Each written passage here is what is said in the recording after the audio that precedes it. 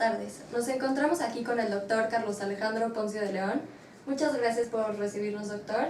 Muchas gracias a ustedes y un saludo para Armando allá en el Reino Unido. Y bueno, el objetivo de esta entrevista es obtener la opinión de un especialista en el tema sobre los cambios más relevantes en la historia económica de México, en este caso los realizados por el presidente Luis Echeverría. Entonces, le haremos 5 preguntas breves y concretas con las que esperamos obtener sus respuestas sobre el gobierno de Echeverría. Y bueno, la primera pregunta sería, ¿cuáles considera que fueron los principales aciertos y errores de este periodo de presidencia? Fíjate que a Luis Echeverría le tocó un periodo muy difícil y ha pasado a la historia como un presidente que a lo mejor se le puede reprobar fácilmente. Pero tuvo algunos aciertos. Quiso resolver los problemas que le tocó en su periodo, y algunos de ellos pues a lo mejor no los causó él, venían desarrollándose desde 1 o 2 décadas antes, y a él ya le tocaron las cosas casi explotando. Su principal error, creo yo, fue que no escuchó a sus asesores económicos principalmente. Y bueno, la cuestión esta del endeudamiento, pues fue yo creo que uno de sus principales errores, digamos, que cometió. Y fue un error porque no escuchó a sus asesores, quienes le advirtieron que bueno, las reservas petroleras, una vez en el mercado, iban a terminar reduciendo el precio del mercado y valiendo menos. Pero no hizo caso. Él hizo más caso, tengo entendido, el sindicato de petróleos en cuanto a montos para el endeudamiento, y más que a otra cosa. Creo que también se equivocó en no hacer caso para tratar de evitar una fuga de capitales antes de que las cosas estallaran en el 76. Tal vez no debió haberse subido tampoco al ring para pelearse con empresarios y con todo el mundo que terminó peleado. Aunque bueno, en ese respecto su sucesor le ganaría. Yo creo que esos fueron sus principales problemas, pero otra vez es bien difícil decir que se equivocó, porque también era muy difícil predecir lo que venía después de él, y él tenía realmente planes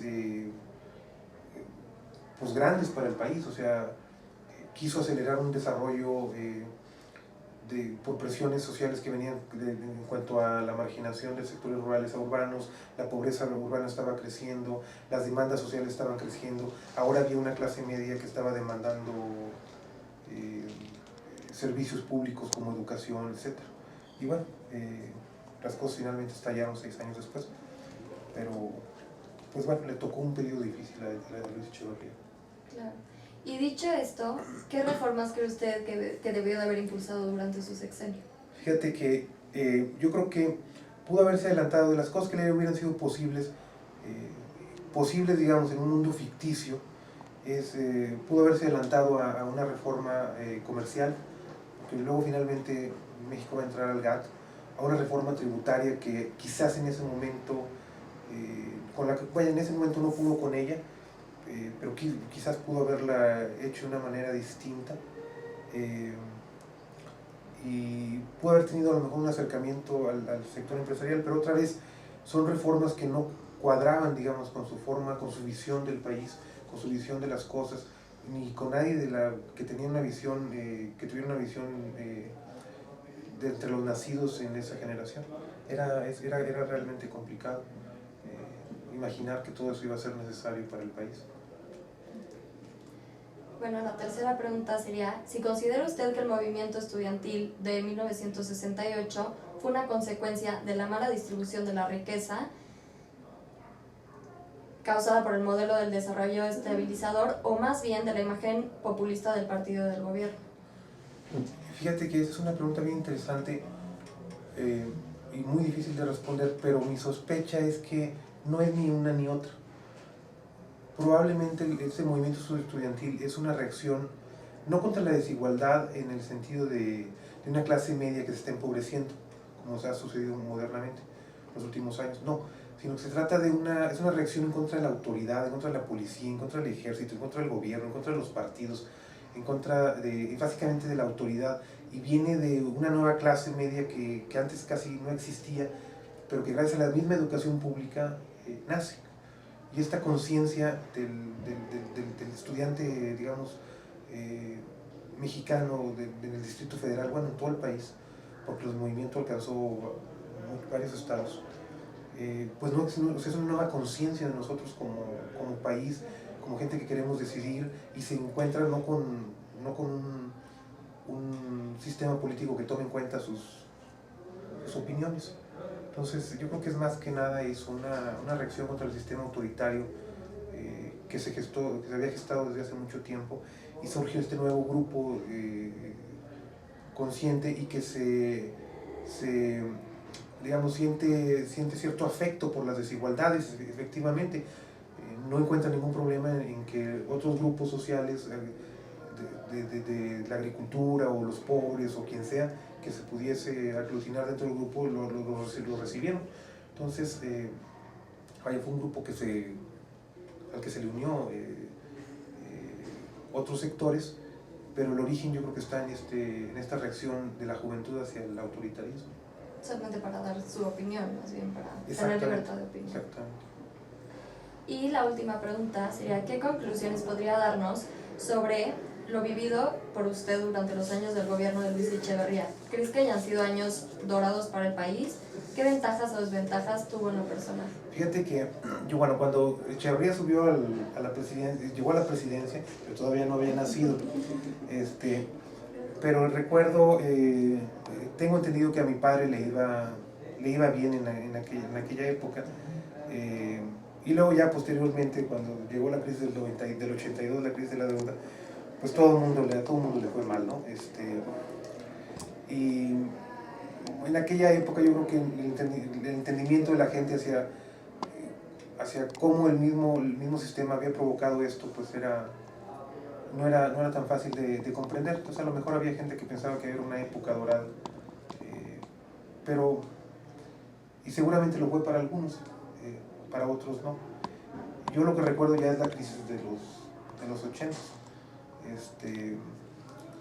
Y sí la resentí, porque cuando algunos de mis amiguitos íbamos después del partido de fútbol a comprar unas donas y una Coca-Cola, pues a veces yo no traía, otros amiguitos tampoco traían para ello, pero bueno, esa fue mi experiencia. Y disculpe, una pregunta además. Durante la crisis de 1976, el gobierno de Echeverría optó por aumentar la deuda, lo que derivó en una eventual devaluación del peso.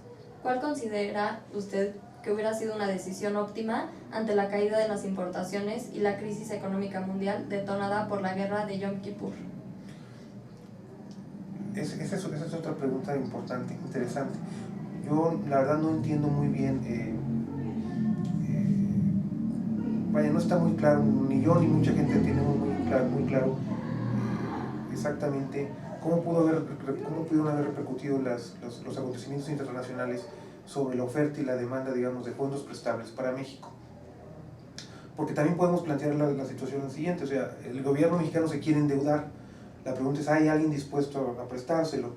Entonces, efectivamente hay dos partes. Una parte es la parte interna, de la manera en que se hacía política, el descubrimiento de los recursos de petróleo de ese periodo, y otra parte es lo que está sucediendo internacionalmente con la oferta y con la oferta de préstamos, y que efectivamente los países árabes juegan un papel muy importante en esto, y que luego a través del precio del petróleo van seguramente a afectar a las tasas de interés que fija la Reserva Federal en Estados Unidos.